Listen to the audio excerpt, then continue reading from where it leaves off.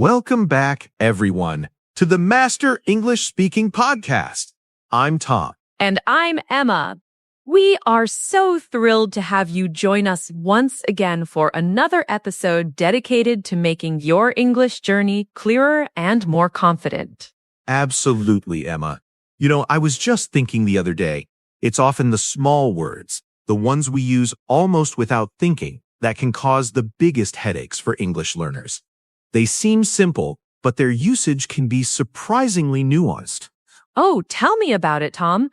We get questions all the time about things that native speakers just naturally feel are correct. Like I was speaking to a learner just yesterday, and they were really struggling with two specific words, between and among. They kept asking, when do I use each one? Are they interchangeable? Between and among. Classic confusion magnets. It's a fantastic topic, Emma, because it really highlights how precision in language can change the meaning of a sentence entirely.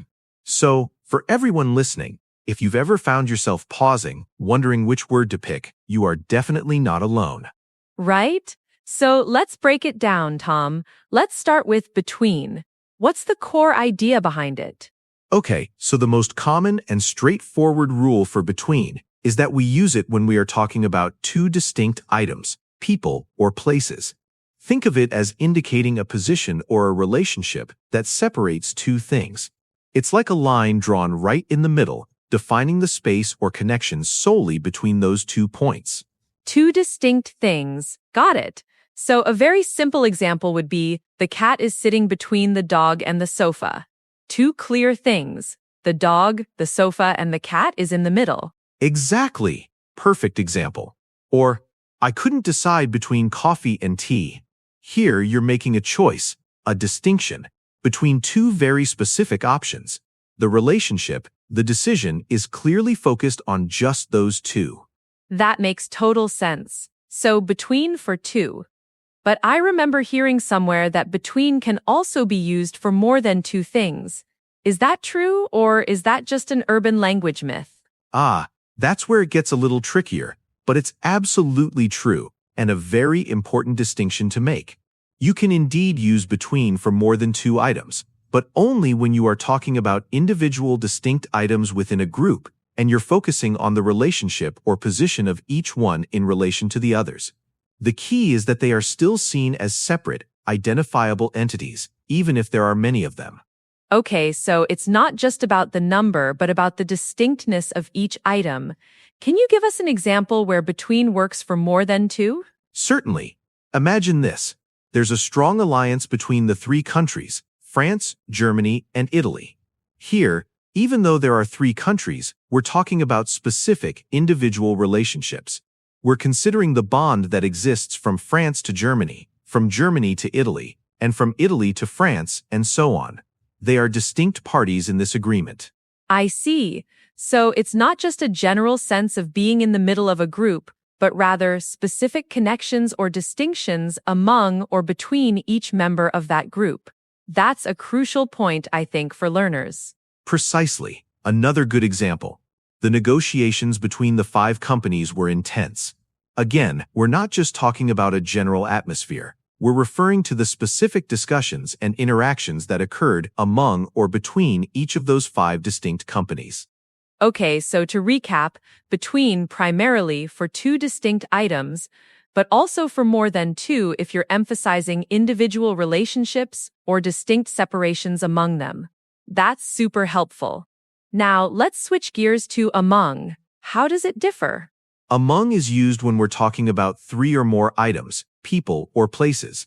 But the key difference is that these items are typically seen as part of a larger, undifferentiated group. They're not being considered individually or as distinct entities with specific one-on-one relationships. It's more about being in the midst of, or surrounded by, a collection. Undifferentiated group. I like that description.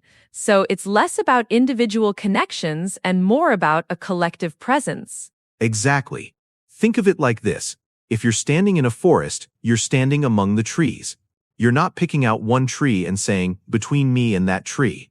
You're surrounded by many trees, and they form a collective mass.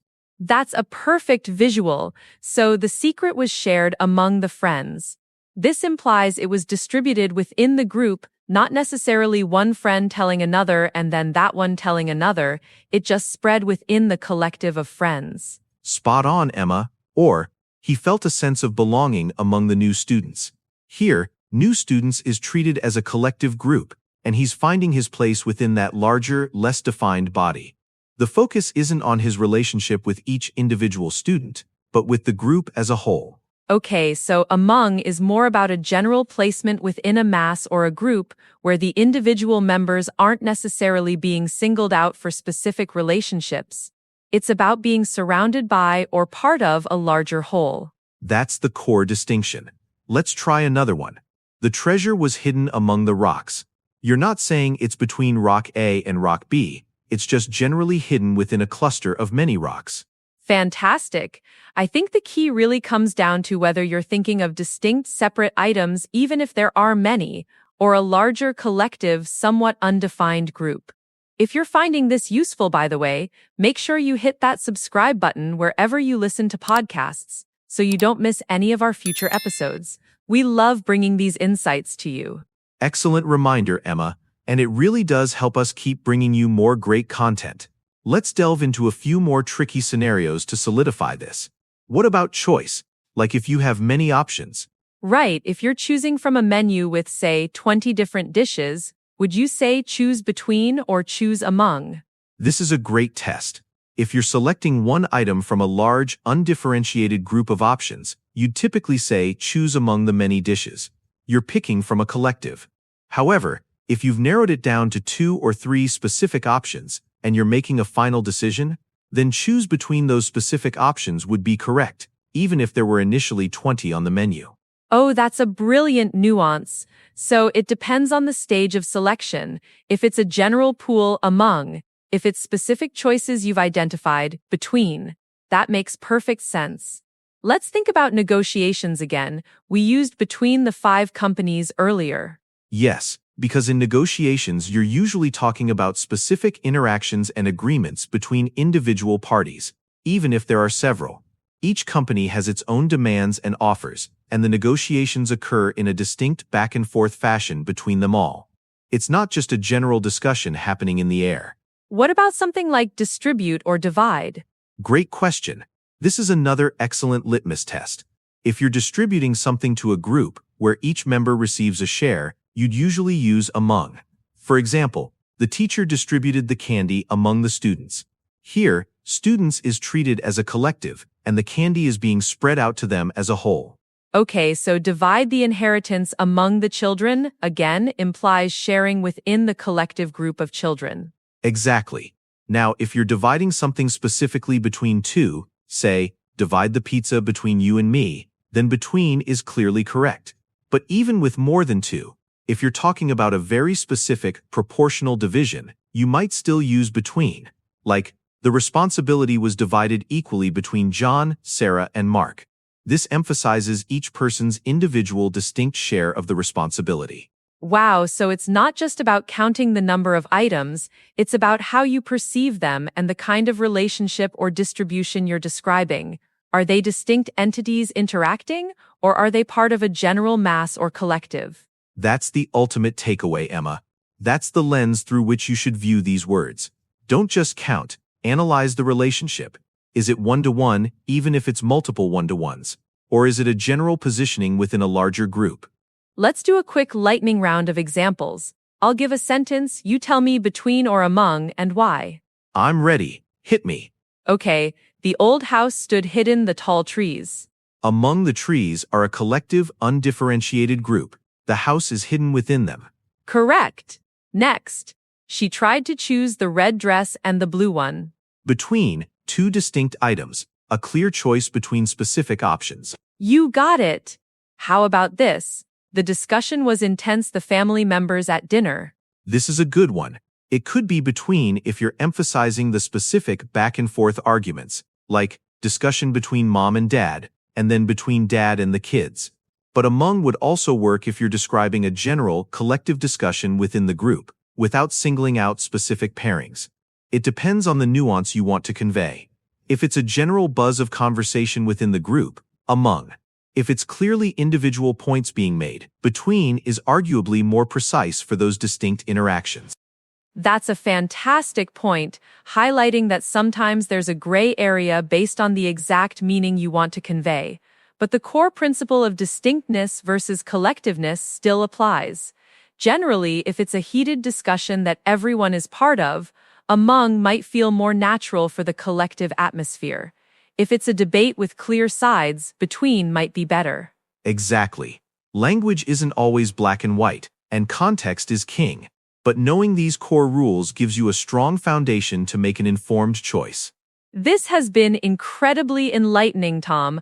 I think our listeners now have a much clearer understanding of when to use between and when to use among. The key takeaway for me is to always think about whether the items are being considered individually and distinctly, or as part of a larger, less defined group. Couldn't have said it better myself, Emma. Remember, practice is essential. Try to notice these words in your reading and listening, and actively think about why one was chosen over the other. The more you immerse yourself, the more natural it will become. Absolutely. And don't forget to practice speaking them correctly too. Form those habits. Thank you so much for tuning in to the Master English Speaking podcast today. We really appreciate you spending your time with us. It's always a pleasure. And remember, if you have any questions or topics you'd like us to cover, reach out to us. We love hearing from you.